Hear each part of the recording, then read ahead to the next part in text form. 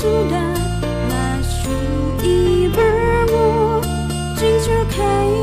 jing itrin bom la tatap lut barokot jing dum bom jukut ram jing bermenhang ta Allah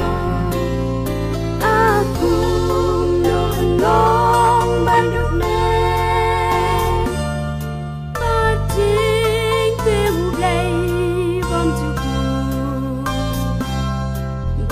Iksud banyak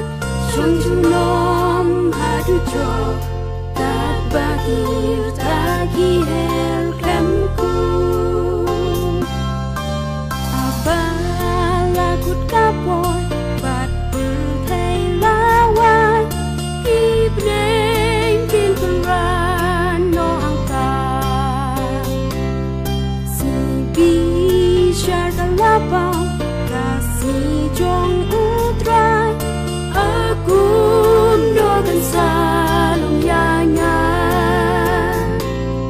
aku dogan dong banduk ne bating temu blai bom tuku batik suat banya sung junong hadu jok Bakir tagi her klemku Hatungan sulit no Klem dayo yuble